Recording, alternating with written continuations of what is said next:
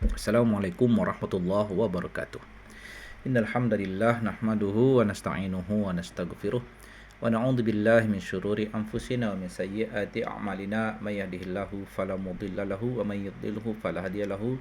Asyhadu an la ilaha illallah wahdahu la syarika lahu asyhadu anna Muhammadan abduhu wa rasuluhu la nabiyya ba'dahu. Allahumma salli wa sallim wa barik ala nabiyyina Muhammadin wa ala alihi washabihi wa man walahu amma ba'du. Kita memperbaharui niat kembali di hari yang baru, di hari Kamis, seputaran satu pekan. Berjumpa lagi hari Kamis yang insya Allah menjadi sunnah hasanah bagi kita. Kita jadikan sebagai hari tolabul ilmi, mengisi pikiran, melapangkan batin, semakin mengenal Nabi Muhammad SAW melalui warisan data-data hadis beliau, dan juga sekaligus memahami adab-adab dan apa yang seharusnya kita lakukan dan apa yang enggak seharusnya kita lakukan. Ini kita masih dalam fadilah-fadilah amal, masuk bab baru, yaitu fadilah sholat, dimulai dari sholat wajib. Judul babnya ini saya tampilkan di layar. Bab tentang keutamaan sholat subuh dan asar. Fadilah. Kenapa agaknya diperlukan informasi fadilah ini? Ini kan sholat fardu. Mau ada fadilahnya atau ada fadilahnya, kalau Allah suruh kan ya tetap harus dilakukan. Ya, itulah sayangnya Nabi Muhammad sama kita. Tahu dia kadang umat nih kurang motivasi dia untuk melakukan kewajiban pun. Lalu dengan data-data ini bertambahlah harapannya, motivasi dia. Itu gunanya kita belajar fadilah-fadilah itu. Jadi meskipun sholat fardu, tetap Allah lebihkan antara sholat dengan sholat yang lain. Siapa yang melebihkan itu ya syariat, bukan hasil ide, bukan hasil penelitian, tapi karena kita mengikuti data apa adanya. Gitu ibu-ibu. Kita kemarin jawaban tentang itu sudah disampaikan ya. Nah, ini kita masuk bab baru nih. Yang akan membacakan menyertai saya Ibu Tati ya. Silakan di unmute ya. Saya akan bacakan lebih dulu teks hadis bahasa Arabnya sebagai adab kita belajar hadis. Oh ya, pesanan kitab Riyadhus Shalihin yang disampaikan Bu Tati insyaallah menunggu ya. Iya, Ya. siap Ustaz. Bismillahirrahmanirrahim. An Abi Musa radhiyallahu anhu anna Rasulullah sallallahu alaihi wasallam qala man shallal bardain dakhalal jannata, muttafaqun alaih. Silakan Bu Tati. Dari Abu Musa radhiyallahu anhu bahwasanya Rasulullah Shallallahu alaihi wasallam bersabda, barang siapa yang mengerjakan salat subuh dan asar, maka pasti ia masuk surga. Hadis riwayat Bukhari dan Muslim. Nah, ibu-ibu ada catatan nih ya, bikin dulu catatan. Teks bahasa Arabnya perhatikan ya. Teks bahasa Arabnya ini di situ al-bardain ya, al-bardain. Bikin dulu arti di situ di bawah kata al-bardain itu dua hal yang sejuk. Itu artinya sejuk atau dingin ya. Bardun, al-bard atau al-bard. Langsung diterjemahkannya tadi kita dengar ternyata barang siapa yang mengerjakan sholat subuh dan asar. Nah, karena penjelasan kata al-bardain memang di syarah hadis ini yaitu sholat subuh dan asar. Hubungannya dengan suhu ya, kalau subuh ya jelas awal hari kan. Kalau asar ya dimana teriknya matahari sudah jauh berkurang. Jadi dinamai sholat itu al-bardain karena berhubungan dengan cuaca suhu atau keadaan suhu hari itu ya, atau dalam waktu sholat itu.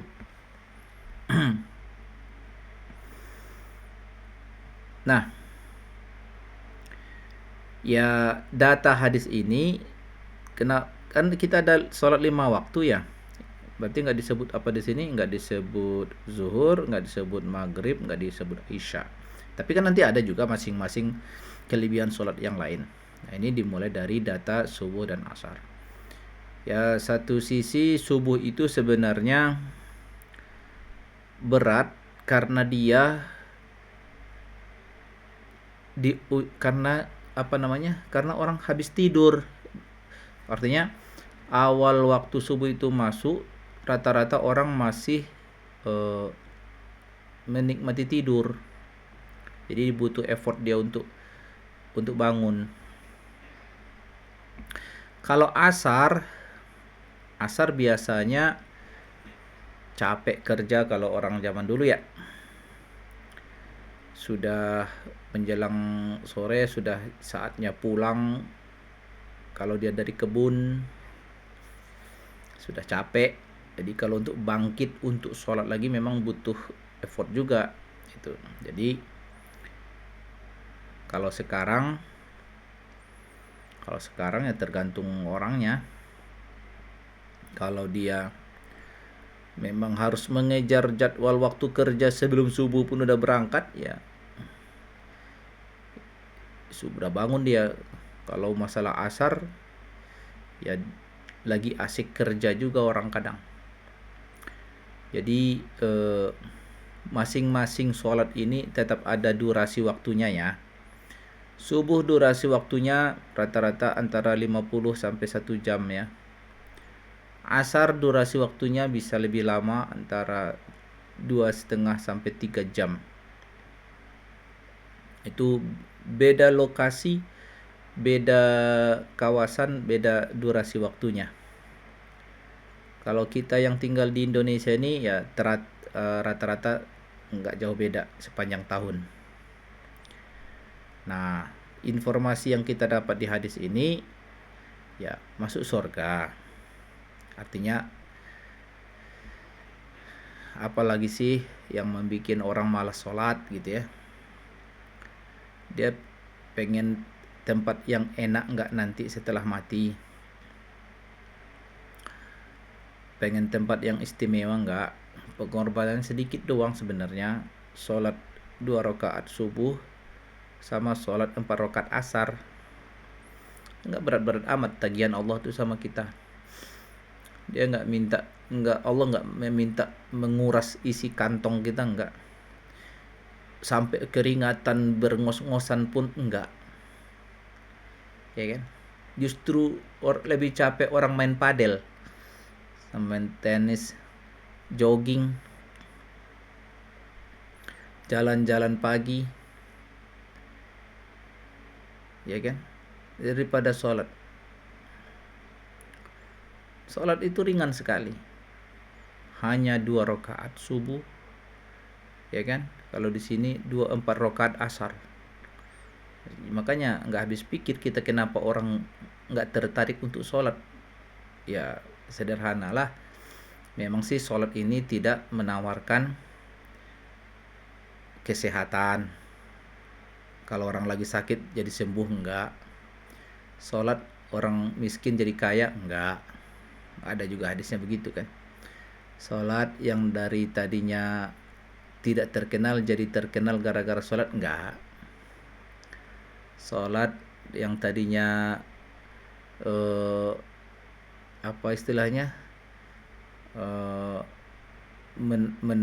tidak menawan menjadi menawan, enggak.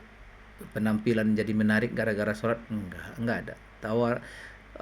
Sholat itu selalu menawarkan sesuatu yang diperoleh setelah mati ya. Hanya orang yang beriman kepada kehidupan setelah mati aja yang tertarik dengan sholat ini.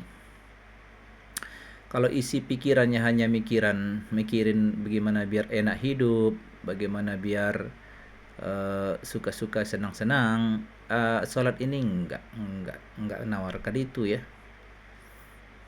Jadi hanya yang berpikir ada hidup setelah mati, karena di sini hadisnya masuk surga gitu kan, karena dia yakin ada surga, ada tempat yang enak bagi dia nanti setelah mati, ya, dia tertarik, itu aja. Dan nggak berat gitu, sholat itu nggak berat juga, nggak berat. Gimana beratnya sholat itu? Beratnya karena nggak biasa ya, bukan karena dia harus keringatan gara-gara sholat, enggak. Dan durasi waktunya pilihannya banyak ya, kalau nggak di awal waktu ya nanti di tengah waktu, di akhir waktu juga masih boleh ya kan. Sehingga tidak ada alasan lagi, Allah kasih ruang seleluasa itu gitu. Masih banyak yang nggak tertarik ternyata urusan sholat ini. Ya kita sih gunanya mengaji seperti ini ya menambah isi pikiran kita. Kita udah sholat, udah biasa kita sholat, cuma dapat data hadis seperti ini. Oh ya, ada ternyata dukungan tambahan ya, sholat nama sholat dua sholat ini, subuh dan asar ini ternyata istimewa ya.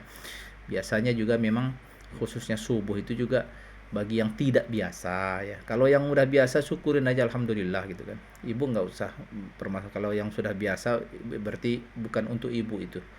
Ini kalau masih ada orang yang belum biasa, masih merasa berat untuk bangun untuk sholat subuh gitu ya.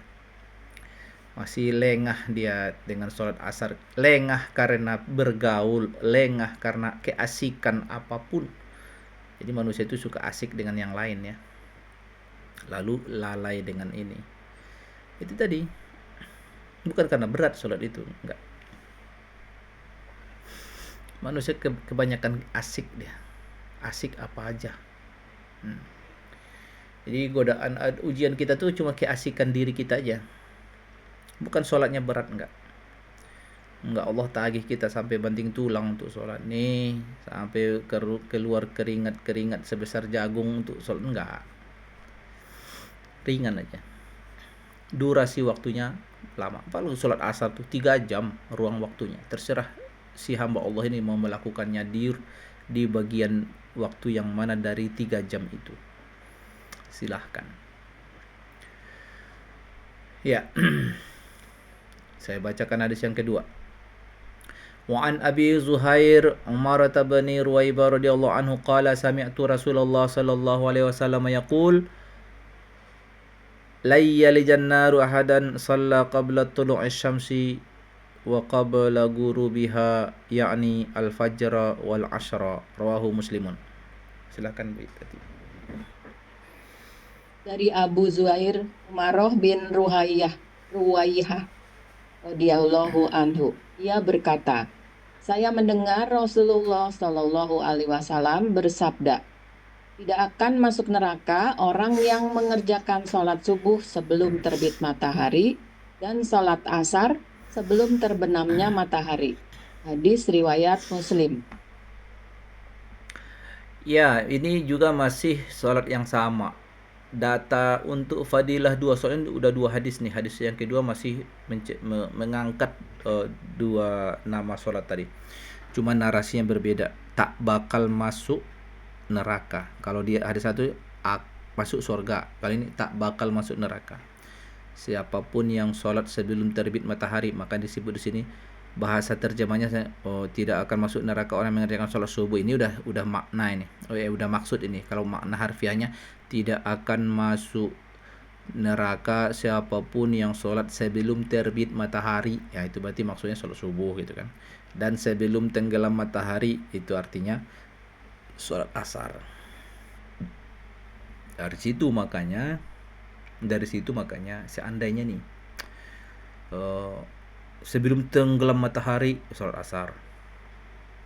Tenggelam matahari sekarang tepatnya pada menit ke 17.52, jam 17.52, berarti jam 6 kurang 8 menit, 17.52. Lalu sholatlah orang itu pada pukul 17.55. 17.49 lah. 17.49 berarti masih ada 3 menit lagi sebelum azan maghrib. Udah, dia masuk dalam hadis ini. Dia masuk dalam hadis ini karena emang ruang waktunya ada. Dia nggak disebut meninggalkan sholat, dia sholat. Dia sholat dalam waktunya. Nggak usah tanya dulu yang masa, tapi kan gini, tapi kan udah pokoknya syariah kita ini mudah, ya kan? Syariah kita ini mudah. Itu tadi tidak akan masuk neraka orang yang sholat sebelum terbit matahari. Terbit matahari sekarang pukul 05.50. 05.50 ya, udah agak terang itu 05.50. Baru bangun dia jam menunjukkan 05.40. Masih ada 10 menit lagi sebelum terbit matahari, sebelum habis waktu. Buru-buru dia ke kamar mandi berwudu cuma 2 menit, itu pun kalau masih ada lagi kegiatan yang lain. Habis itu dia bentangkan sajadah dengan pakaian yang bersih, ya kan. Dia sholat cuma 2 menit doang. Selesai dia sholat, assalamualaikum warahmatullahi wabarakatuh. 1 menit lagi terbit matahari. Dia sholat dalam waktunya. Masuk dia dalam orang yang meraih fadilah hadis ini. Jadi untuk urusan agama nih, ya namanya kita ini kan urusan kepatuhan kepada Allah ya, kesadaran masing-masing banget ini. Nggak usah keras-keras kali, nggak usah keras-keras tuh kali itu artinya ya. Jangan melihat orang baru telat 10 menit dari azan lalu dianggap sudah orang tak taat gitu. Atau mungkin udah azan, udah 30 menit azan dia belum sholat lalu dimarahin kayak bajingannya lagi orang tuh dianggapnya. Jangan kayak gitu kali urusan beragama nih dah. Antipati orang nanti sama agama nih. Biasa aja. Urusan kepatuhan kepada Allah tuh ndak bisa dibikin saklek gitu, kayak kita aparat menghadapi warga. Kesannya kurang disiplin, langsung dicaci, langsung dikata-katain. Urusan kepada Allah jangan. Alih-alih dia, kalau hanya sekedar orang itu nggak suka sama kita gara-gara kita, it's okay. Tapi kalau sempat dia nggak suka sama agama nih loh, berarti dia nggak suka sama agama nih gara-gara cara kita yang nggak elok. Hati-hati loh urusan beragama nih. Banyak loh orang hanya taat di depan orang tua dia, di belakang enggak. Karena bagi dia dari kecil urusan kesalehan tuh di depan orang tua aja. Di belakang dia enggak. Udah sholat belum? Udah mah. Udah.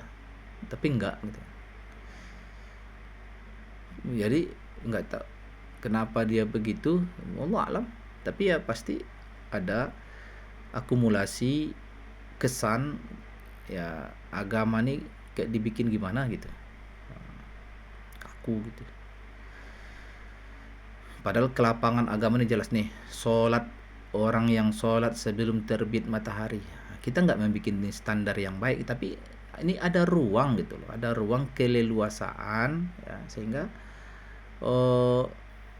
dia masih disebut ini nggak masuk neraka dia. Ini artinya apa? Nggak dosa memang orang itu. Udah mau terbit matahari, udah mau habis waktu subuh dia baru sholat, nggak dosa dia. Dia masih sholat dalam waktunya. Ya bagi orang yang sudah terbiasa di awal waktu, ya alhamdulillah, mudah-mudahan itu karena Allah memudahkannya itu ya. Tapi jangan bikin standar orang lain itu kayak diri kita. Kita udah biasa, kita udah merasa nikmat dengan cara yang sudah biasa ini, orang lain belum. Jadi jangan dibikin standar kita ini mau diterapkan ke orang. Ingat, urusan kepatuhan kepada Allah nih ya. Hak Allah nih sholat nih, bukan hak manusia, ingat. Hak Allah ini. Jadi hak Allah itu, Allah tuh enak dah pokoknya dah. Kalau sama Allah tuh enak dah.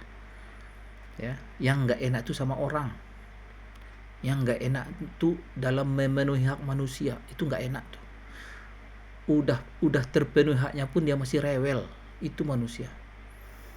Masih dikata-katain kita kadang kalau manusia itu dah.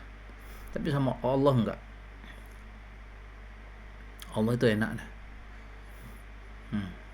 Yang enggak enak tuh sama orang. Ya, kalau orang sih itulah. Orang suka tidak memaafkan. Orang suka menagih kita yang optimal. Gitu kan. Kalau Allah enggak, Allah memaafkan, kasihan, maha mengerti sama hambanya. Dah.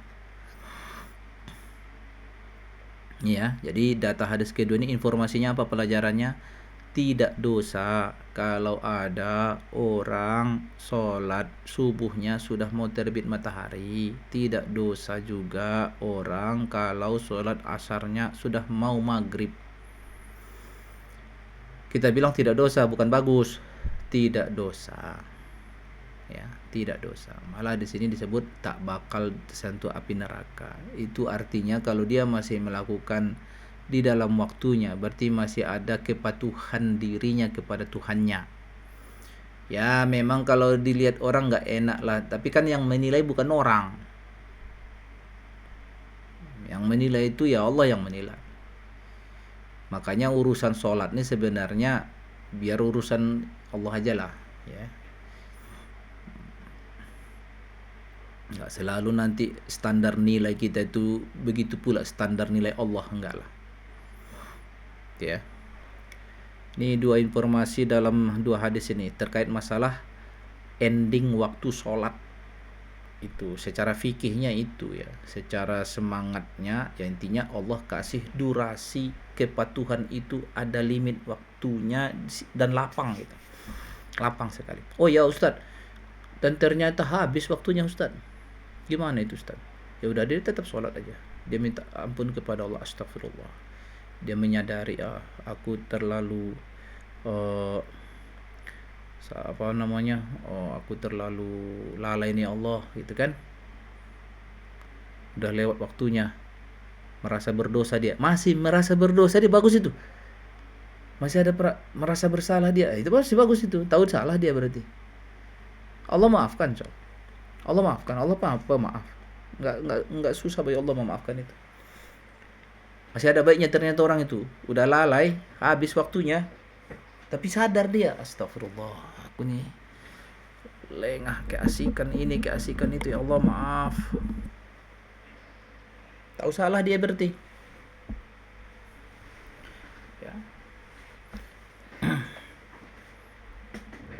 Masih, ya ampuni Allah itu. Sholat terus ya, walaupun udah dalam waktu maghrib, ya berarti dia sholat asar 4 rakaat, habis itu dia sholat maghrib di waktu maghrib. Nah, sholat asar yang dilakukannya itu yang disebut sholat qadha. Qadha itu artinya dia menunaikan sholat asar itu sudah di luar waktunya. Itu yang disebut dengan sholat qadha. Insaf, menyesal dia dengan kelalaian itu, Allah ampuni. Ya. Hadis ketiga. Wa an Jundub bin Sufyan radhiyallahu anhu qala Rasulullah sallallahu alaihi wasallam man shalla subha fahuwa fi dhimmatillah fanzur ya bani adam la yatlubannaka Allah min dhimmatihi bi syai'. Rawahu Muslimun. Silakan Bu tadi.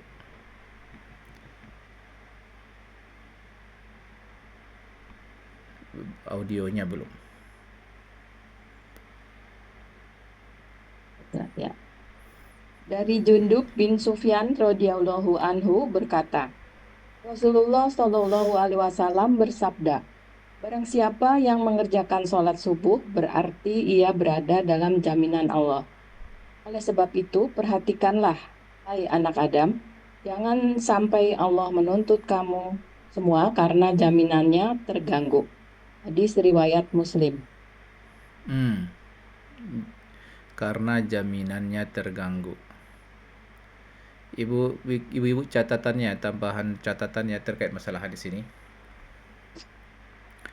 Ini fadilah tentang sholat subuh, spesial subuh ya, spesial subuh hadis nomor 3 ini.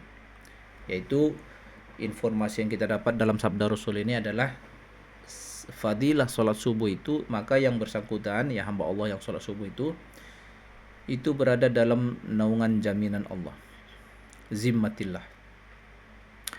Maksud jaminan Allah itu artinya, bayangkan kalau misalnya ada orang nitip sesuatu kepada ibu, ya kan, terus orang itu menitipkan sesuatu, ibu itu kuatlah penjagaannya gitu ya.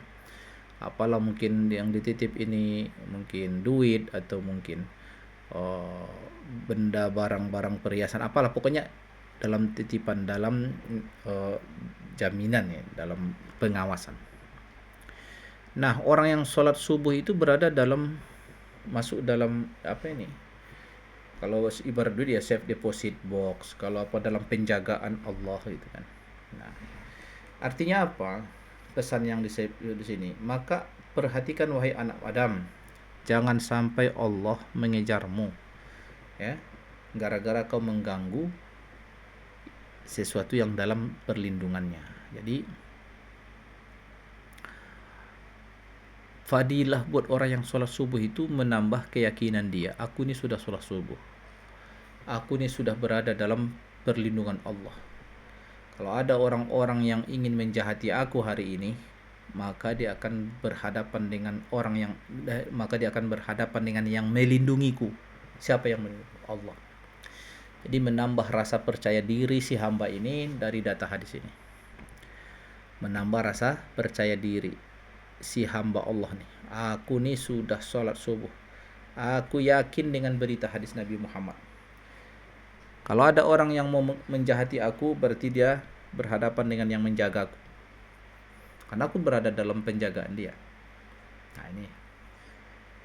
Jadi fadilah sholat subuh itu ini. Kurang apa lagi alasan gak mau orang sholat subuh? Apa aja sih hal-hal yang ditakutkan oleh kita ini? Kejahatan orang, apalagi ya penyakit, apalagi ya rencana buruk orang lain, biasanya gitulah ya, gibah orang, fitnah orang. Maka kalau ada orang mengganggu hamba Allah nih, pelajaran sebaliknya juga, tahu kita orang ini orang soleh, sholat rajin ya, jangan ada rencana-rencana menjahatin dia, karena dia berada dalam zimmatillah. Jangan. Itulah pelajarannya.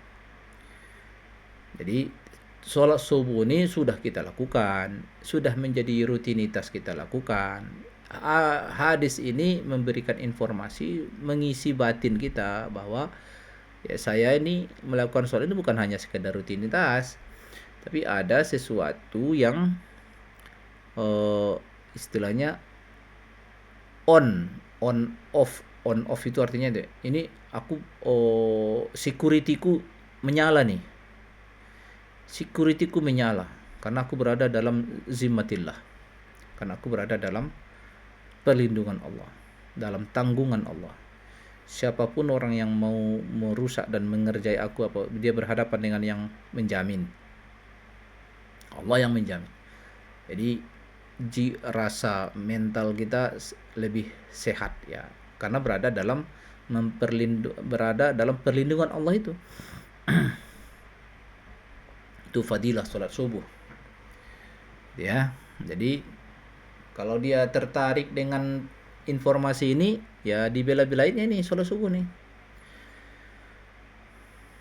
Jadi udah kurang baik apa Allah itu ya? Ini sebenarnya perintah wajib. Kita ketika diperintah ya harus laksanakan.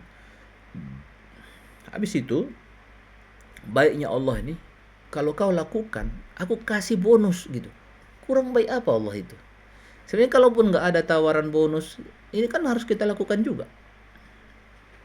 Tanpa ada janji bonus. Karena prinsip kepatuhan ya, karena Allah yang perintah ya kita harus laksanakan. Tapi baiknya Allah nih, udah diperintahnya, dibujuknya pula lagi. Kayak gini loh, kalau kau lakukan ini, kau dapat ini loh. Ditawarin bonus, fadilah itu bonus. Gitu ya. Jadi data-data hadis semacam ini untuk memperkaya pikiran kita. Semakin kita merasa, oh ya Allah tuh kurang apa sih ya, sama hambanya, enggak apa namanya, Allah sama hambanya itu kurang baik apa gitu.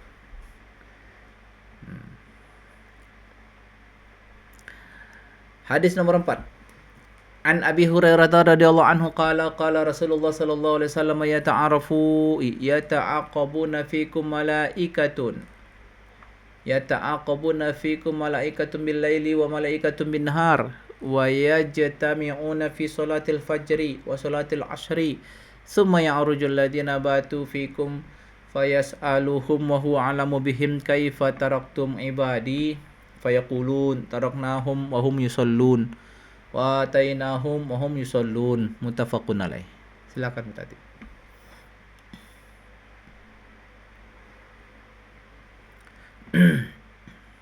Dari Abu Hurairah radhiyallahu anhu berkata, Rasulullah Shallallahu alaihi wasallam bersabda, malaikat penjaga siang dan malam itu saling bergantian, dan mereka akan berkumpul kembali pada waktu sholat subuh dan sholat asar. Kemudian malaikat yang bertugas di waktu malam naik ke langit dan ditanya oleh Allah mengenai keadaan manusia. Padahal sebenarnya Allah lebih mengetahui keadaan manusia. Bagaimana keadaan hambaku ketika kamu tinggalkan? Para malaikat menjawab, ketika kami meninggalkan mereka, mereka sedang melakukan sholat dan juga sewaktu kami datang. Mereka juga sedang melakukan sholat. Hadis riwayat Bukhari dan Muslim. Jadi informasi apa yang kita dapat dalam hadis ini? Pertama, keyakinan kita tentang iman kepada para malaikat. Para malaikat itu ada. Kita meyakininya karena diberitakan, bukan karena pernah diperlihatkan. Salah satu berita tentang malaikat, hubungan malaikat dengan manusia ya ini di hadis ini. Apa saja informasi yang kita dapat tentang malaikat? Oh, ternyata namanya malaikat itu kan prajurit-prajurit Allah yang siap selalu disuruh apa saja. Dan nggak ada dari malaikat itu yang durhaka, yang ogah, nggak malas gitu, nggak ada. Semua laksanakan. Dan dalam hadis ini dapat info kita ternyata malaikat itu bukan karena mereka nggak mampu, cuma bentuk kekayaan Allah dengan hamba-hambanya malaikat ini, dia Allah bikin ya ada yang sip malam, ada sip siang. Dan ada waktu pergantian shiftnya. Waktu pergantian shift itu ternyata di dua waktu yang dibahas ini tadi. Waktu subuh dan waktu asar. Setiap ada malaikat selesai shiftnya, nanti laporan dia di langit atau ditanya oleh Allah. Bukan Allah menanyakan bagaimana hambaku, bukan karena Allah nggak tahu, karena ini masalah kekayaan Allah aja. Jadi kalau Allah tahu kenapa nanya malaikat? Allah menampakkan kekayaannya, dia menampakkan kekayaannya aja. Tidak, malaikat itu pas kami pergantian shift, waktu yang siang mau tugas malam, yang malam mau balik, itu hamba-hambamu ya Allah lagi sholat. Pas kami tinggalkan tugas, mereka juga masih dalam keadaan sholat. Wah, intinya berarti laporan si hamba Allah ini bagus di langit, karena ada sholat dilakukannya. Itu pelajarannya. Artinya ada kelebihan, keutamaan dua waktu sholat ini, subuh dan asar. Samalah prinsip hadis ini dengan yang sebelumnya. Jadi informasi tambahnya sini malaikat, tugas malaikat Jadi malaikat apa nih Ustadz, apa namanya? Enggak, malaikat itu tak terhingga jumlahnya. Yang diberitakan tentang nama-namanya hanya sedikit saja. Kalau ini ya malaikat-malaikat Allah banyak. Dan kita imani mereka ada. Ya, kita imani mereka ada, dan kita imani mereka ini selalu siap apapun diperintahkan. Siap mereka itu. Nah, dan yang paling banyak juga malaikat ini ngurusin kita manusia ini, hamba-hamba Allah ini. Jadi makin tertariklah seharusnya orang untuk sholat subuh dan sholat asar ya. Gimana sih lagi keinginan manusia itu kan dia selalu dilaporkan baik kan. Manusia itu kan gitu kan pengennya. Manusia itu pengennya walaupun dia nggak baik, tapi pengennya dilaporinya baik. Itu manusia itu gitu. Bayangkan kalau manusia itu misalnya dia baik tapi dilaporkan jelek, murka betul dia. Manusia itu kan gitu sifatnya. Nah, ini udah sesuai dengan keinginan manusia lah ini. Setiap laporan isinya bagus gitu kan. Meskipun di antara sholat subuh dan sholat asar dia banyak melakukan dosa, tapi laporan ke langit bagus. Bukan karena Allah nggak tahu gitu kan. Coba di alam malaikat terkenallah hamba ini, ini bagus mulu ya, ininya laporan dia bagus ini. Di alam manusia saja begitu diinginkan. Di alam manusia kan diinginkan itu. Karyawan ini gimana laporannya, karyawan ini gimana. Nah, masuk laporannya ke atasan di sana, atasan kan nggak tahu banyak tuh. Kalau Allah kan tahu semua.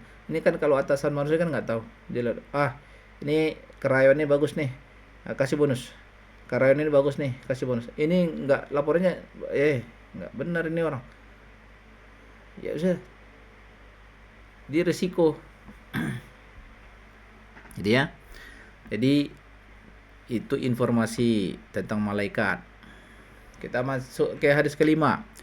Mu'an Jarir bin Abdullah al-Bajalli radhiyallahu anhu qala kunna 'inda Nabi sallallahu alaihi wasallam fa nazara ila al-qamari fi lailatul badr faqala innakum satarawna rabbakum kama tarawna hadzal qamar la tudammuna fi ru'yatihi fa in istata'tum an la tughlibu ala salatin qabla tulu'i syamsi wa qabla ghurubiha faf'alu, muttafaqun alaih.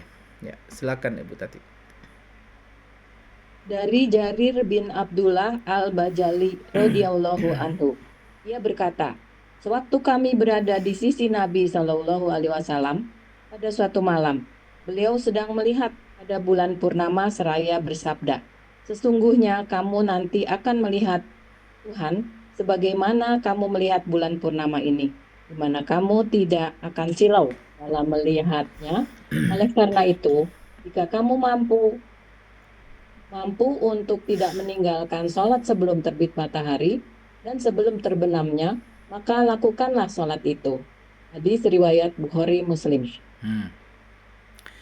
Ini data hadis yang kelima, informasi tambahan, bikin catatan tambahan. Di hadis yang kelima ini juga menjadi dasar keyakinan bagi Ahlussunnah wal Jamaah bahwa di akhirat hamba Allah itu akan melihat Allah.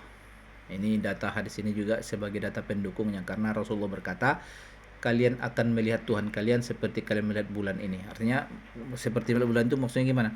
Ya kalau kita posisi di Madinah lah, kita misalnya zaman Nabi ngomong ini misalnya kan, malam bulan purnama, terang bulan itu tanpa hambatan, awan jernih gitu kan. Ya jelas itu maksudnya. Artinya informasi data hadis ini dikutip data ini sebagai data akidah di Ahlussunnah wal Jamaah. Kita ini umat Ahlussunnah wal Jamaah menjadi keyakinan nanti di akhirat hamba Allah bisa melihat Tuhan. Dah, terima saja data itu, nggak usah kita teori-teorikan lagi. Kalau bisa melihat Tuhan berarti Tuhan itu nanti benda dong. Nggak usah berteori-teori begitu. Ini teori namanya at-tafwid. Artinya udah, karena datanya bilang begitu ya udah kita terima. Tapi inti pesannya bukan itu. Inti pesannya adalah di ujung hadis itu, kalau kalian sanggup, nah ini segitulah Nabi memberi fa inistata'tum, kalau masih bisanya kalian lakukan. Segitu lunaknya Nabi mengarahkan orang yang namanya orang Arab itu kan nggak biasa, nggak ada kegiatan sholat mereka. Ini kan hal baru bagi mereka sholat ini.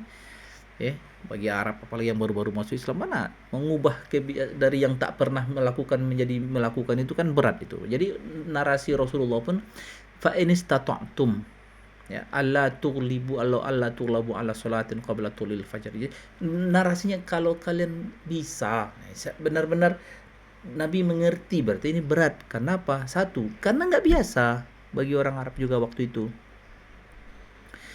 Kalau kalian sanggup bahwa kalian nggak dikalahkan oleh yang mengantuk atau segala macam, untuk sholat sebelum terbit matahari dan sebelum tenggelam matahari, maka lakukanlah. Hubungan anjuran Nabi ini hubungannya ke data hadis di atas, ya maksudnya di awal hadis ini ya surga juga sih sebenarnya, supaya kalian bisa melihat Tuhan kalian nanti di surga gitu. Jadi dihubungkan dua sholat ini dengan peluang hamba Allah meraih nikmat terbesar di surga, melihat Allah. Ini ada juga yang menafsirkan apa nikmat terbesar bagi penduduk surga itu nanti. Ini melihat Allah. Jadi di hadis ini dihubungkan oleh Nabi dengan dua sholat, subuh dan asar juga gitu.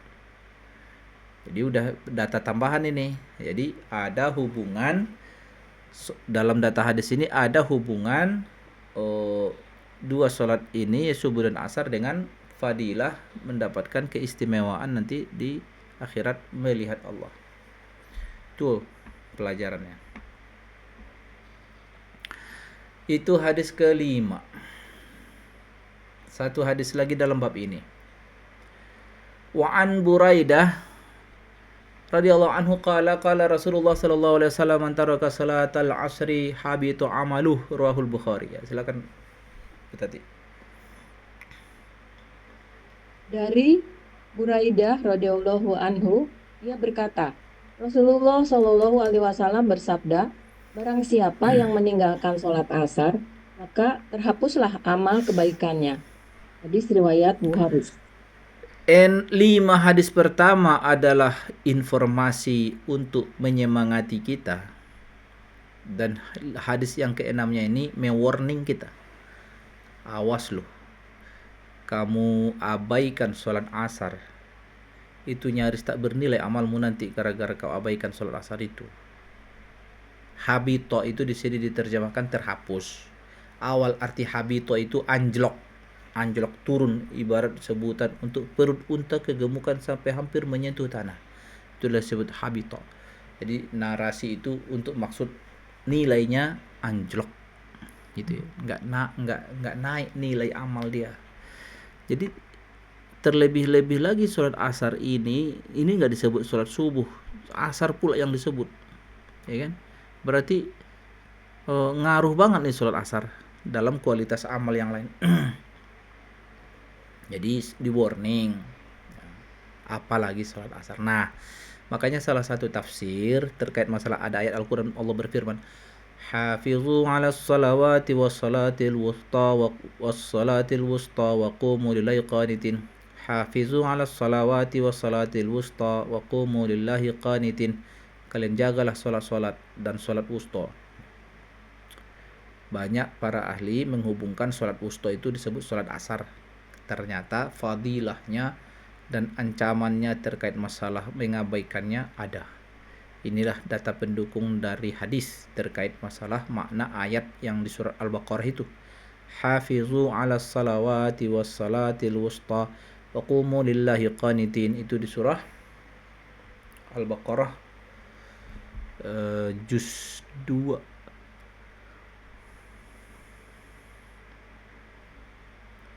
Al-Baqarah ayat 238. Itu ayatnya.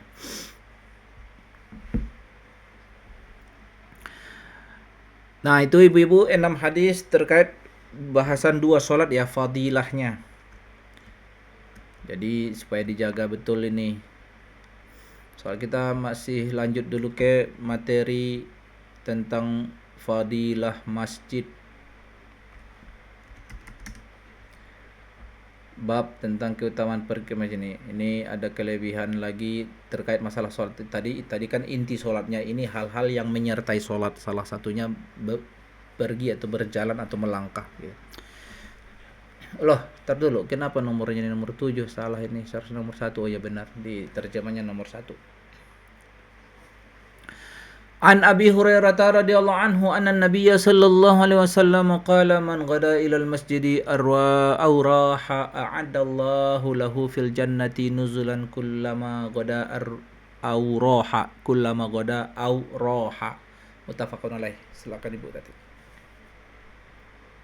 Dari Abu Hurairah radhiyallahu anhu bahwasanya Rasulullah Shallallahu alaihi wasallam bersabda, barang siapa yang pergi ke masjid di waktu pagi dan sore, maka Allah akan menyediakan makanan baginya di dalam surga setiap hari, setiap ia pergi pada waktu pagi atau sore.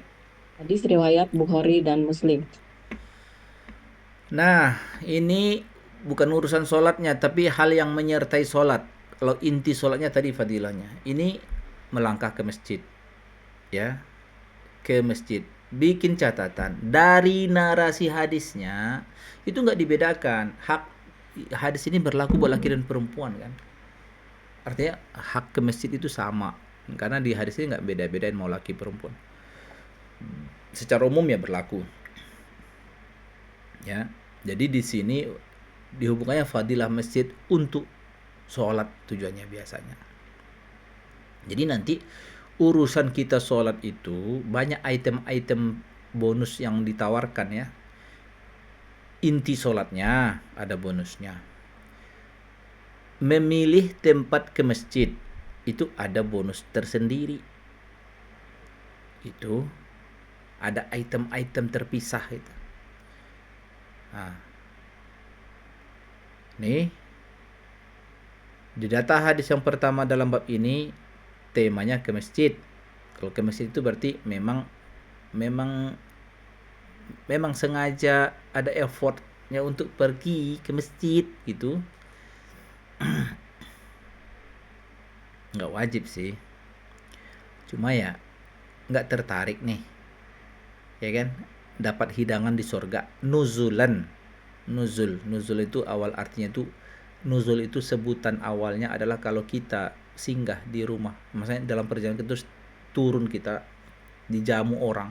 Jamuan itu disebut nuzul. Manzil atau apa? Sesuatu yang dihidangkan untuk orang yang turun. Nuzul. Kalau dapat hidangan di surga itu berarti masuk surga dia kan gitu. Nggak mungkin dia di neraka terus dapat hidangan di surga kan. Diundang dia ke surga, dia ahli neraka, nggak mungkin. Jadi ini ceritanya fadilah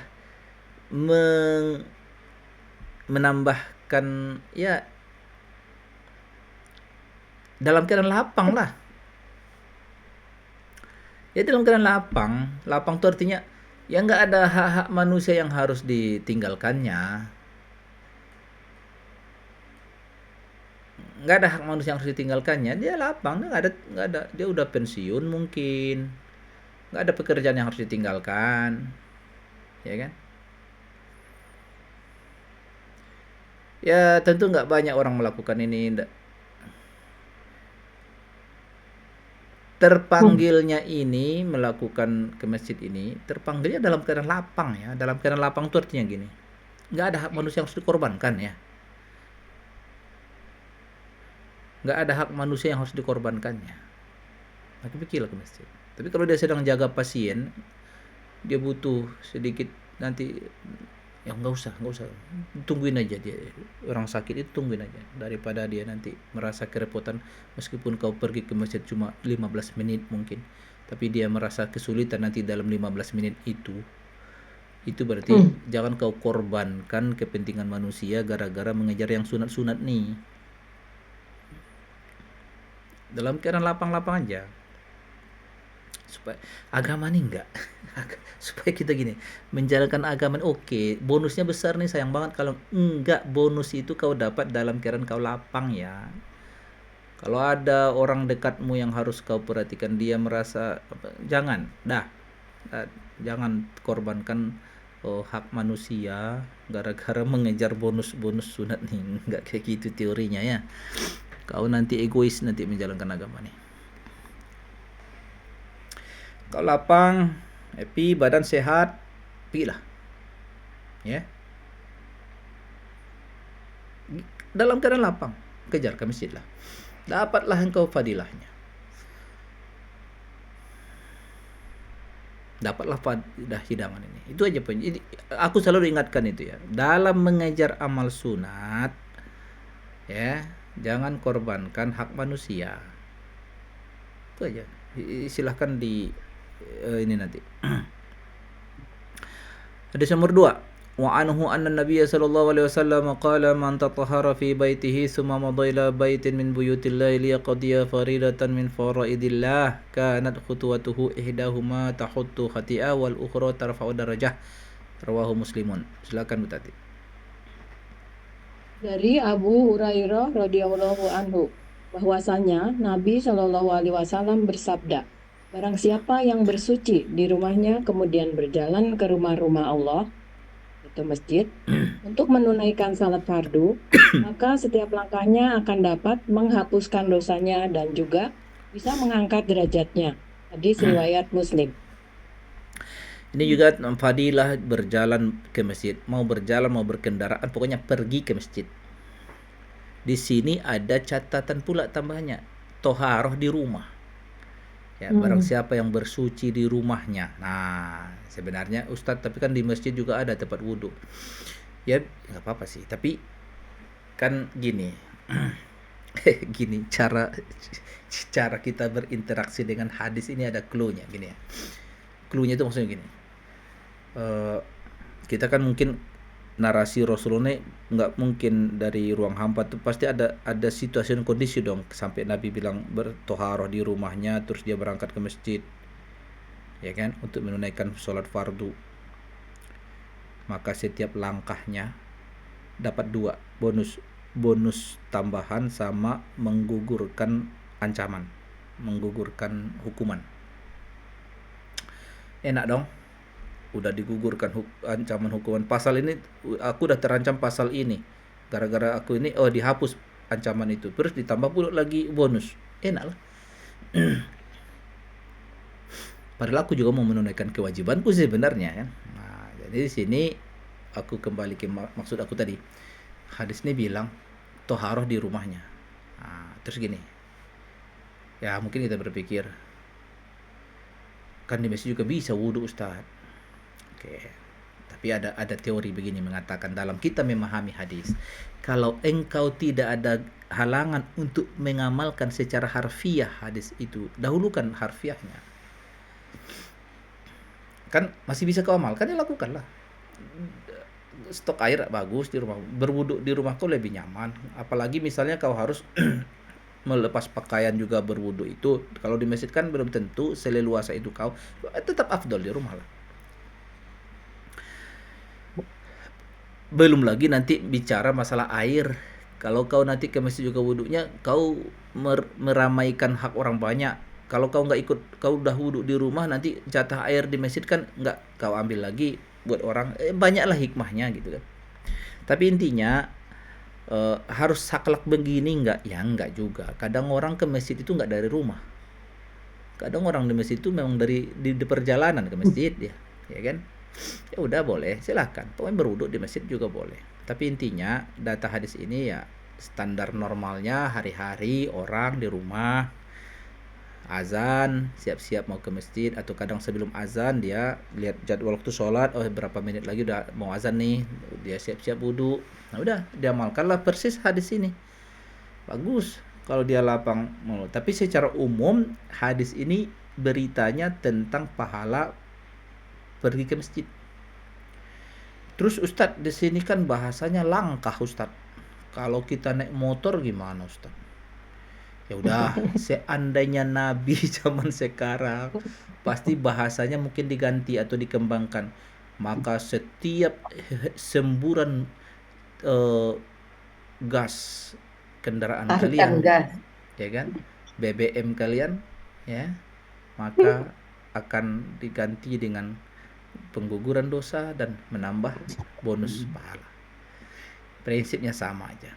Tapi sekarang udah banyak mobil listrik Pak Ustadz. Ya udah, setiap kilowatt atau setiap mini watt, setiap setiap sekian watt, satuan-satuan apa saja silahkan. Tapi intinya kita udah paham. Ini yang dinilai oleh Allah itu usaha yang dilakukan orang ke masjid.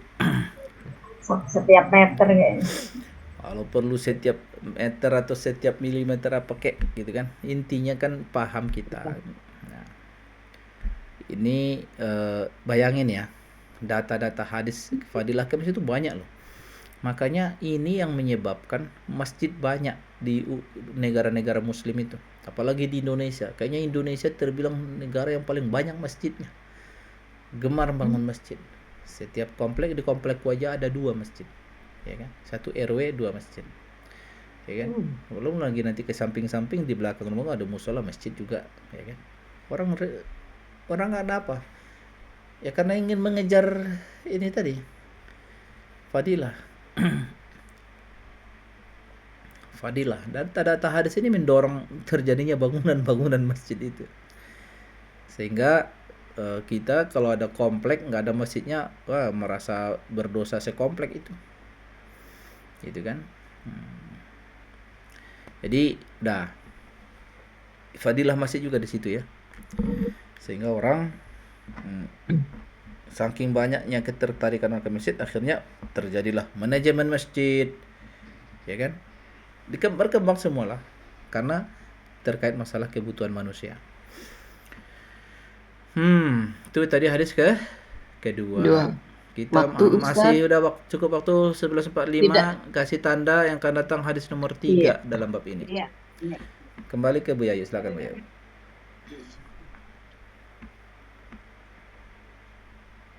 Terima kasih Ustadz Edi Chandra atas penjelasannya. Dengan penjelasan ini akan menambah ilmu dan meluaskan wawasan kami dalam beribadah khususnya bab sholat. Kita lanjutkan dengan sesi diskusi. Bagi jamaah yang mau bertanya, kami persilakan untuk menyalakan mikrofonnya dengan pertanyaan yang singkat dan jelas atau menulis di chat room. Minta tolong dibantu ya Bu Tatu ya. Iya, Silakan, sudah ada di Bu. chat room. Silakan. Saya bacakan Silakan dibaca di chat room, Ustaz. Saya bacakan di chat room ya, dari Bu Farah nih ya. Assalamualaikum warahmatullahi wabarakatuh. Izin bertanya Pak Ustadz. Ya, waalaikumsalam warahmatullahi wabarakatuh. 1. Kalau udah ada 1 berarti ada 2 nanti. 1 dulu. Kalau suatu waktu kita sholat asar sudah dapat 1 rakaat, kita sedang berada di rakaat kedua, tiba-tiba terdengar azan maghrib, apakah masih dapat sholat asarnya ataukah perlu diqadha Pak Ustadz? Dalam kondisi itu jika terjadi ibu-ibu, teruskan sholatnya, tidak perlu keluar sholat ya. Jadi barang siapa yang dapat ruku, bukan rakaat, kalau ruku doang kan setelah amin Allahu Akbar dia masih ruku, pas i'tidal azan maghrib, nggak usah keluar dari sholat, teruskan sholatnya, jangan dibubarkan sholatnya, teruskan sampai selesai 4 rakaat, udah nggak perlu diqadha, nggak perlu diqadha, itu yang ditanya maksudnya. Jadi teruskan sholatnya tunai. Jadi tunai dia. Jadi walaupun yang dapat cuma sepenggal ruku gitu, sepenggal ruku di rakaat pertama, dia teruskan sholatnya, nggak perlu qadha lagi. Nomor 2, dalam pemahaman saya, kalau kita mau melakukan sholat sunnah isyraq itu kita menunggu sampai tiba waktu awal duha. Misal kita lihat di aplikasi hari ini terbit matahari pukul 05.54, waktu awal duha 06.18. Artinya kalau kita mau melakukan sholat sunnah isyraq, kita tunggu dulu hingga pukul 6.18 kan Pak Ustadz. Sebelum itu belum boleh kan ya, karena matahari belum naik setinggi tombak. Karena saya sering mendapati saat di masjid jam baru menunjukkan pukul 06.05, masih sekitar 13 menit menuju waktu awal duha, tapi sudah pada sholat isyraq. Justru saat tiba waktu duha pukul 06.18 dikatakan bahwa waktu sholat isyraq sudah habis. Kenapa begitu ya Pak Ustadz? Bukankah sebelum tiba waktu awal duha itu masih termasuk waktu yang sholat dilarang? Orang yang menanyakan tuh keliru berarti. Yang ibu jelaskan ini betul, tapi meskipun yang ibu pakai ini versi paling lama, lebih lama lagi. Kalau versi cepatnya ya 12 menit atau 10 menit, 12 menit lah ya. Jadi kalau misalnya tadi terbit matahari pukul 5.54 tambah 15 menit, jadi berapa? Bukan 15 tambah 12 menit. Itu berarti kan pukul 6 lewat 4 10 ya? Pukul 6 lewat berapa itu? Lewat 8 menit. Iya. Pukul 6 lewat 8 menit itu awal sholat isyraq atau waktu duha. Ya betul, setinggi tombak itu, karena sebelum itu waktu masih merah bola matahari, itu waktu yang dilarang sholat. Betul. Jadi kalau yang ibu tanyakan ini nomor 2 ini, terus kalau orang itu bilang udah habis waktu isyraq, nggak ada. Waktu isyraq itu waktu duha. Sholat sunat isyraq itu waktu sholat duha, awal waktu sholat duha. Namanya aja beda. Masalah nama ini nggak usah diributin ya. Namanya aja beda. Awal waktu, ruang waktunya sama kayak kemarin kita namanya sholat awabin. Itu kan sebagian ahli menamai sholat awabin itu sholat duha. Sholat duha. Iya kan? Ada namanya sholat, namanya bukan sholat duha tapi sholat ghaflah. Terserah namanya. Nama yang penting sholat itu di antara maghrib dan isya. Ini juga sama. Nama sholatnya memang sholat isyraq lah, namanya sholat duha lah. Dia juga waktunya sama, cara sholatnya sama. Nah, yang membedakan sholat isyraq dengan sholat duha itu hanya di mukaddimahnya. Ya, kalau orang sholat isyraq itu biasanya dia sholat di masjid. Itu maksudnya kan, sholat berjamaah di masjid. Dan dia enggak keluar masjid, dia tetap berada di masjid hingga terbit matahari. Dan setelah terbit matahari itu kan masih pas terbit matahari itu kan waktu haram sholat. Tunggulah 12 menit tadi. Habis 12 menit dia sholat 2 rakaat, maka dia mendapat pahala umroh, haji umroh sempurna, kan gitu. Itu fadilah. Nah, kalau sholat duha lain lagi, karena sholat duha itu informasi fadilahnya, tapi waktunya sama. Ya. Nah, sholat isya itu pas di awal waktu duhanya. Ya. Itu yang ditanyakan ya. Itu Bu Pipip nih, hadis nomor 6. Barang siapa meninggalkan sholat asar maka terhapuslah amal kebaikan. Bagaimana apabila yang bersangkutan mengqadha sholat asar? Allah ampuni dosanya. Ya. Allah ampuni dosanya. Insyaallah Allah ampuni dosa. Karena sholat itu mengampuni dosa, kan data hadis kita yang beberapa bab hadis yang sebelum ini kan informasi bahwa sholat itu mengampuni dosa, menggugurkan dosa. Iya, dosa diampunilah, ya, terhapus amal kebaikannya. Bagaimana apabila mengqadha sholat asarnya? Iya, diampuni dosanya, patuh dia itu berarti. Nah, Allah ampunin, Allah pengampun ya, Allah maha pengampun. Berarti dia kan takut sama Allah tuh kalau masih diqadanya. Terus assalamualaikum Pak Ustadz, Bu Murdi. Waalaikumsalam. Jika bangun tidur sudah azan subuh, lebih baik langsung sholat atau lebih utama mandi dulu biar badan bersih, segar dan lebih khusyuk? Gimana nyamannya Bu Murdi aja lah, nggak ada aturan khusus untuk itu. Dan perlu diketahui ibu-ibu, waktu subuh itu waktu afdolnya waktu isfar, pakai sin, waktu isfar itu sudah agak terang di langit. Jadi bisa 20 menit setelah azan. Kalau bagi Bu Murdi setelah azan masih ibu mandi dulu bersih-bersih, habis waktu 10 menit, masih ada waktu afdol di depan ibu. Mandi aja dah biar nyaman, kan juga nanti banyak kegiatan-kegiatan yang lain. Kadang kan urusan kita menghadap Allah nih kan urusan gimana nyamannya kita, ya kita cari nyamannya kan gitu. Mustahab namanya ya. Jadi khusus sholat subuh enggak, afdolnya bukan persis di awalnya ya, itu waktu isfar. Jadi Kalau waktu subuh itu sekarang durasinya sekitar hampir 1 jam lah ya. Subuh itu dari pukul 04.37 ke 05.50. 1 jam lebih ya. Ya, bagi dua misalnya, kalau dibagi dua itu 04.37 ke 05 itu setengah jam. Itu masih waktu afdal itu. 30 menit setelah azan. Masih afdal itu. Nah, Bu Cici, Assalamualaikum warahmatullahi wabarakatuh. Waalaikumsalam Cici. Ustadz, setahu saya menjaga sholat adalah amal yang dicintai oleh Allah. Sholat pada waktunya sesuai dengan hadis Rasulullah. Ya. Dan satu yang saya tanyakan, satu, sholat tepat pada waktunya itu apakah berbeda dengan sholat di awal waktu, khususnya bagi yang melakukan jamaah di masjid? Dua, bagaimana fadilahnya antara yang sholat di awal waktu dengan sholat tepat waktu? Mohon penjelasannya, terima kasih Pak. Hadisnya itu as-sholatu fi waktiha, sholat dalam waktunya. Itu namanya sholat tepat waktu. Artinya tepat itu artinya berada dalam waktu sholat, enggak sebelum sholat. Kalau sebelum waktu dia enggak sah, setelah habis waktu dia mengqadha. Nah, enggak masuk di hadis itu. Berarti hadis itu maksudnya berada dalam waktu sholatnya. Berarti kalau tadi sholat subuh durasinya 60 menit misalnya, dalam durasi 60 menit, di menit manapun dia lakukan, dia sholat dalam waktunya. Kalau sholat di awal waktu itu afdol, ya, afdol.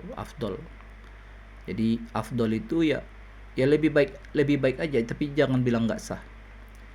Ya, jangan dianggap orang yang sholat itu hanya di tepat waktu, di awal waktu. Enggak, sholat dalam waktunya dia sudah sah, bukan lagi patuh, dia udah patuh dia itu, ya, udah taat dia itu.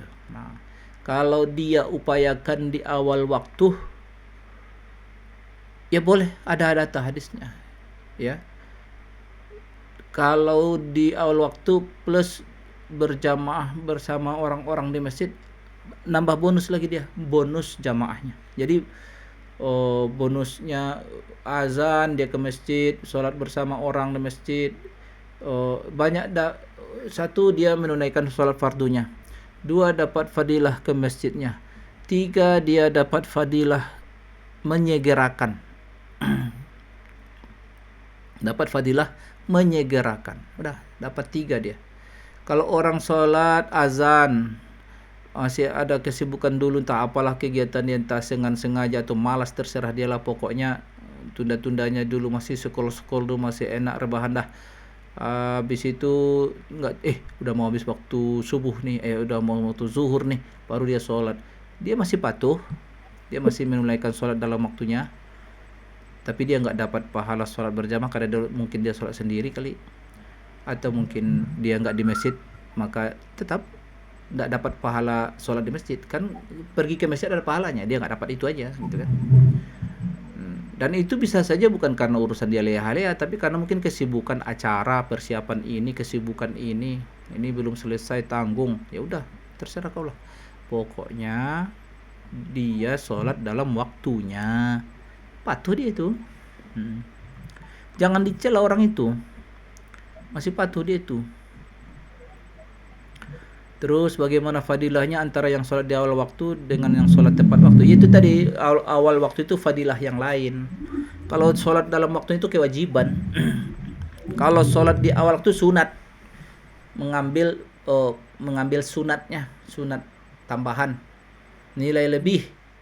Nah, tapi kalau secara umum tagihan wajib ditunaikan.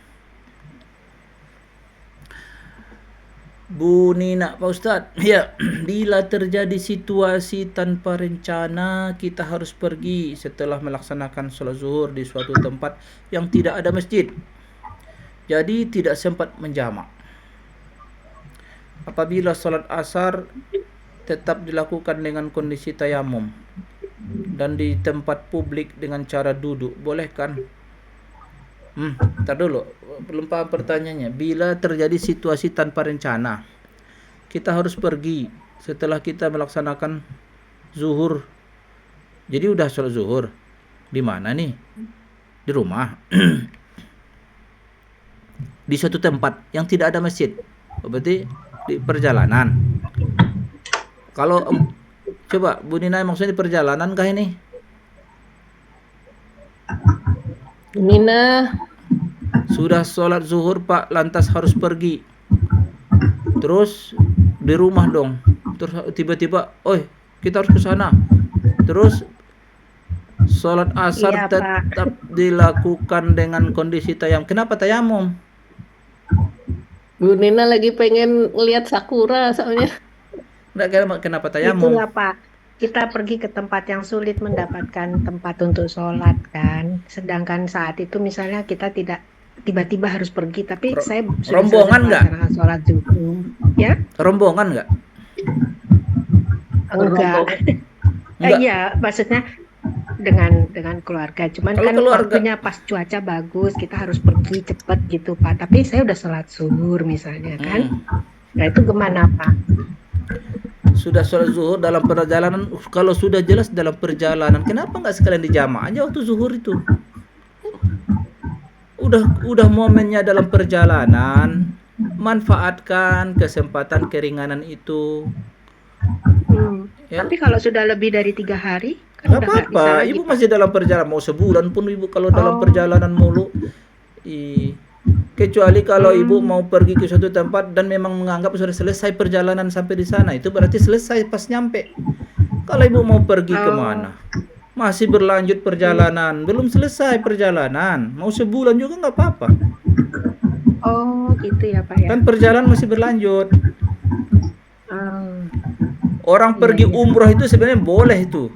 Cuma kan sayang banget orang udah sampai di Mekah kok dapat 100.000 kok main 2 rakaat, kan itu aja permasalahan. Tapi sebenarnya dalam Dipikir hanya perjalanan 3 hari aja bolehnya Pak Ustadz. Hah? Enggak, 3 hari Hanya 3 hari itu aja katanya. kalau dia tidak ada apa namanya, kalau bahasanya begini, 3 hari itu berlaku ketika dia belum ada rencana menetap, gitu kan? Kalau Oh dia gitu. dia belum jelas lagi menetap atau berlanjut, gitu kan. Tapi kalau sudah memang perjalanan akan berlanjutnya, udah terprogram perjalanan dia 1 pekan, 7 hari misalnya, ya sudah, kau dalam perjalanan gitu. Orang dinas itu kan suka kadang dinas seminggu, ya kan. Kalau Pak Irawan itu lagi pergi-pergi, dia nggak mukim kan, kadang harus kunjungan ke lapangan paling cuma 4 hari 5 hari, ya kan, terus balik lagi. Perjalanannya belum selesai itu. Itu maksudnya. Kalau mau digunakan fasilitas itu silakan, nggak dosa. Jadi Bu ini nanya tadi, Bu Nina ini kalau mau udah sholat zuhur, udah jelas dalam perjalanan, ya sekalian aja jamak waktu asar, gitu kan, gitu kan, nggak apa-apa. Oh iya. Jadi nggak perlu harus tayamum itu tidak digampang-gampangin, gitu ya. Apalagi air banyak zaman sekarang nih, masa ibu nggak bawa? Pasti bawa air. Jadi jangan teori tayamum itu, ibu kalau cerita tayamum itu bayangin Nabi di zaman dulu nih, di padang pasir itu mana ada air mineral mereka beli 1 botol sekian, ada. Sekarang nggak bisa lah kita bikin air mineral banyak beserak. Jadi nggak ada alasan ya. Enggak, jangan dibikin sesuatu yang ini. Makanya kan ruang ibu-ibu yang suka bepergian, pergi mau urusan jalan-jalan atau urusan pekerjaan, manfaatkan sholat jamak, ya kan. Bahkan sholat jamak itu bisa ibu lakukan di luar perjalanan. Artinya bukan karena bepergian, ya karena sesuatu kerepotan aja. Urusan pergi kondangan karena supaya nggak basuh makeup lagi aja, jamakin aja. Karena bagi ibu urusan makeup dan lipstick ini udah kesulitan, udah. Bukan di jamak kosor ya Pak Ustadz, jamak ya Pak ya. Nggak ada kosornya, jamak doang. Syariah kita nih syariah kita nih memberikan keringanan, tidak untuk dimudah-mudahkan sebenarnya, tapi memang aku melihat jadi repot juga ibu-ibu nih. Ya udah, jamak lah Selamat. daripada ibu tayamum dalam keadaan bermake up karena takut rusak make upnya, nggak dibenarkan tayamumnya, lebih dibenarkan jamak gitu. Berangkat habis sholat zuhur, acara sampai maghrib, jamak asarnya di waktu zuhur. Jamak ya. Jangan kosor, jangan di 2 rakaat, jadi 4 rakaat. Tuh, masih patuh ibu itu namanya, nggak durhaka ibu itu. Tapi urusan Makasih, makeup Pak doang Pak Ustadz. Ustadz. Urusan makeup masa kita gitu. Allah sayang sama kita udah. Mau atau ibu mau pengen aku jelasin agama yang ke aku aja. Nggak ada maaf buat ibu. Cuci itu makeup. Aku bilang gitu. Enggak. Ada jalan kemudahan dalam agama kita nih. Tenang aja. Pak Ustadz mau tanya, jadi nggak boleh dikosor ya Pak, harus dijama aja? Kan ibu tidak dalam perjalanan. Kosor itu Enggak, ada kalau syarat. dalam perjalanan, kalau dalam Kalau perjalanan dalam Pak. perjalanan boleh ibu dikosor ya. Iya, Aku baik, cerita baik, Pak tadi Ustadz. itu jamak tok itu urusan tidak dalam perjalanan. Oh, baik Ya. Ustadz, terima kasih. Nah, kalau dalam perjalanan silahkan ya. Karena kadang kalau kita jamak itu kan fasilitas kemungkinan kita menggunakan air lapang kan gitu. Kemudian Bu Murdi. Bu Pipip nih ya. Assalamualaikum Pak Ustadz. Pernah baca bila kita lupa baca doa kunut maka harus bukan harus, sunat. Kalau harus itu kesannya wajib nanti. Maka pertanyaan kan itu, maka harus sujud sawi. Aku jawab bukan harus tapi sunat. Bagaimana kalau kita sholat berjamaah dan imam tidak baca kunut? Apakah perlu sujud sawi? Tidak. Enggak lah. Kalau imamnya memang tidak kunut ya enggak ada sujud sawi, enggak ada. Memang imamnya tidak kunut, jadi enggak ada. Sawi itu karena lupa. Kalau memang dia enggak kunut, sengaja memang tidak kunut, itu bukan lupa. Jadi kita sebagai makmum ya, ikuti imam aja apa adanya. Gitu ya. Nah itu, jadi nggak harus juga sih kalaupun dia misalnya lupa gitu kan. Tapi nanti aku aku sujud sawi. Mau sujud lupa juga. Sujud sawi saya lupa juga. Ya sudah, selesai dah. Nggak ada sujud sawi dia lagi. Udah kunut dia lupa, sujud sawi juga lupa, ya udah, nggak apa-apa. Dah. Bu Murdi, Pak Ustadz, jika kita membangunkan orang yang lagi tidur dalam kondisi kecapean atau sakit, sepertinya sudah terbangun tapi tertidur lagi dengan nyenyak sampai waktunya sholat lewat, sebaiknya dibiarkan terbangun sendiri atau dipaksa supaya terbangun ya Pak Ustadz? Kan kasihan ya waktu sholat terlewat. Nah ini realita banget ini kayaknya ya. Apalagi terkait orang-orang terdekat ya, atau kita mungkin ini ya. Kemarin Pak saya ketiduran, dibangunin nggak bangun. Ya jadi sebenarnya terlewat karena tidur, Nabi pun pernah kok. Jadi ya bukan karena kita cari pembenaran juga sih. Ya. Yang wajib tetap sholat itu aja. Nah, yang ditanyakan sih bukan orang yang tidurnya, orang yang bangun di dekat orang yang tidur itu harus gitu, nggak gitu kan? Harus nggak dia. Nih. Aku sih memandang ya, tidur ini mahal loh. Maslahat buat badan ya. Kadang orang itu malam nggak bisa tidur, tiba-tiba siang tidur dia. Ini kalau diganggu nanti, alamak, sayang banget, biarinlah dulu, istirahat dulu. Astagfirullahaladzim, ya Allah, nggak ada maksud aku untuk membiarkan hamba-Mu durhaka ya, gitu. Kadang kalau kita pikir ke situ ya Bu ya, kadang bagi orang sesaat tidur itu pun itu maslahat buat kehidupan dunia dia, ya. Jadi ingatkan aja, Pak, sholat tapi nggak bangun dia, ya udah keingatkan gitu. Coba dia nggak bangun gitu. Karena kadang kita mempertimbangkan apa tadi. Aku sih selalu mengambil kaidah ini ya. Kaidah tadi apa aku bilang? Apabila ada maslahat manusia, ada hak Allah, satu saat berjumpa, mana yang kau dahulukan? Memenuhi hak Allah atau hak manusia? Dan hanya satu yang bisa kau lakukan. Maka dahulukan atau lakukan penuhi hak manusia. Dah. Oh, Kaidah itu. Karena manusia milik Allah juga gitu ya. Kenapa? Karena manusia milik Allah juga. Satu, manusia ini hamba Allah juga. Terus manusia nih, kalau Allah paling memaafkan, sangat memaafkan. Manusia ini enggak. Itu. Jadi jangan egois kita beragama nih. Kalau ada dalam satu waktu, dalam satu kesempatan, kamu dihadapkan dua pilihan. Menunaikan hak Allah atau menunaikan hak manusia. Hanya satu yang bisa kau lakukan. Kau lakukan hak Allah, hak manusia kau tinggalkan. Gak bisa kau ganti ya. Lewatlah itu. Atau kau dahulukan hak manusia tapi hak Allah akhirnya terlewatkan. Maka mana yang kau harus pilih? Menurut petunjuk ajaran agama Allah, manusia. dahulukan hak manusia. Pak Ustadz, kalau sholat sunnah kan dipanggil ibu gitu dibatalin ya. Kalau sholat wajib gimana ya? Saya udah 1 rakaat panggil mor gitu.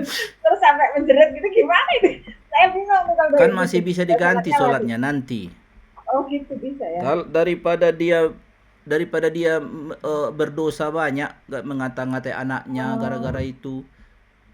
Bagus, turutin dulu apa maunya. Nanti sholat lagi waktu masih panjang. Memenuhi hak manusia. Kirain kalau sholat wajib itu nggak bisa dibatalin gitu. Bahkan ada sholat wajib pun Oh, kan masih ada ya, waktu. kalau pakai kaidah tadi berarti ya gitu ya.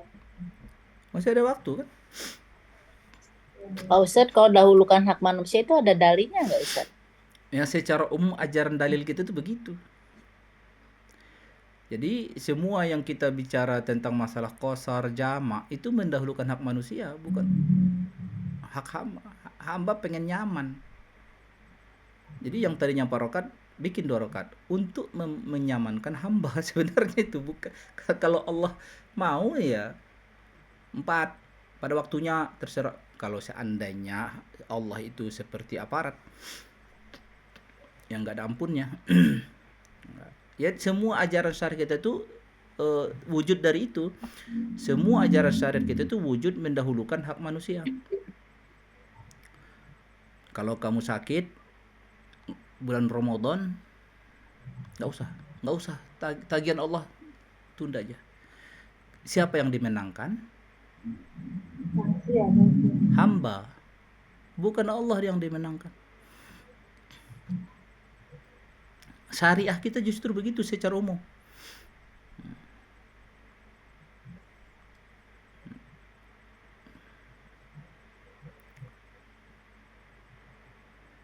Saya baru tahu Ustadz itu bahwa itu apa hak manusia itu seolah-olah gini Allah tuh mengalah lah gitu. Dikalahkan dulu dengan hak manusia gitu. Saya baru dengar gitu. Soalnya Ustadz kan ada katanya kalau kita bangun kemudian yang pertama didahulukan adalah hak Allah gitu. Kemudian yang lain kan berarti ya pemahaman saya Ustadz ya kalau keliru maaf. Itu adalah hak Allah dulu yang dikerjain baru hak yang manusia untuk yang lainnya gitu Ustadz. Itu keliru berarti Ustadz. Keliru lah. Kan kita juga manusia. Kalau kamu dalam satu waktu azan, dalam satu waktu hidangan disodorkan dan kamu belum makan. Apa yang dahulukan? Makan. Iya, hadisnya ada. Iya, hamba ya. Ada hadisnya. Ajaran Nggak tahu, agama Ustaz. ada hadisnya nggak? Nggak tahu Ustadz. Ada hadisnya. Ada Oh. hadisnya. Bu Murni gitu. pernah nemu hadis itu kan?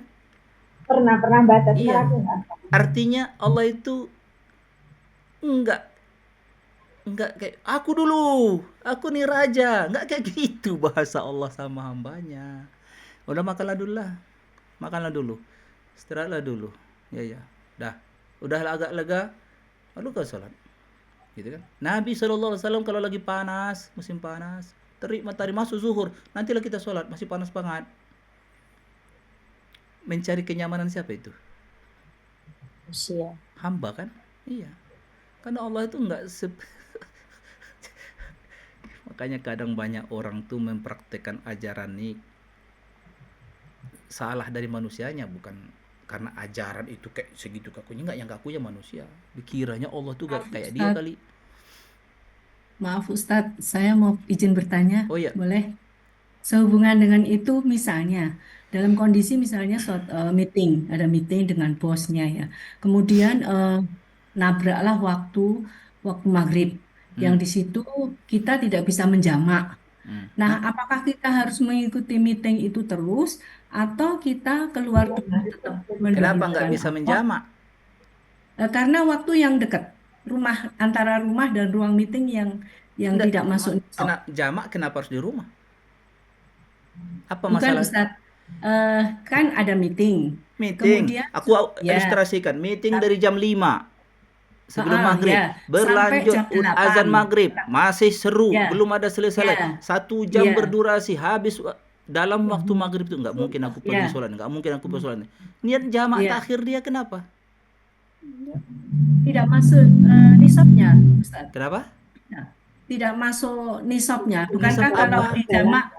kalau dijamak bukankah harus 100 kilo atau berapa kilo?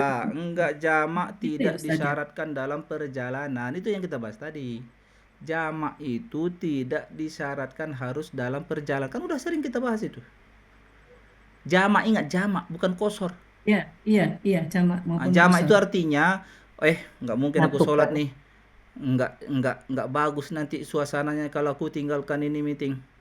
Iya. Setiap Rumahnya orang, sedangkan rumah dekat. apalah terserah apa pertimbangan, yang bersangkutan yang tahu. Dalam hatinya aku nanti sholat maghrib di waktu isya. Teruskan meetingnya. Jangan ada orang yang keberatan gara-gara gaya kau yang sendirian itu. Oh gitu ya Ustadz ya. Baru tahu saya juga. Ya Saya memang pikir agama ini harus mudah itu. sekali. Tapi Jamak itu kalau terlalu sering gimana Pak Ustadz? terlalu sering karena memang kebutuhannya nggak ada masalah.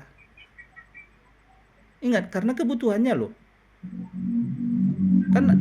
Kan hajah itu dalam syariah kita al-masyaqqatu tajlibut taisir. Ada kaidah hukum itu. Dalam keadaan kesulitan maka akan memberi pintu kemudahan hukum. Salah satu kemudahan hukum itu ya jamak, qashar. Kenapa?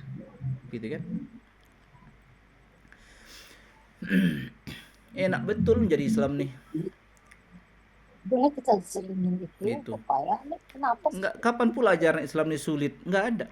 Enggak, kenapa sih sejak itu? Sulit itu gara-gara kesalahpahaman mungkin.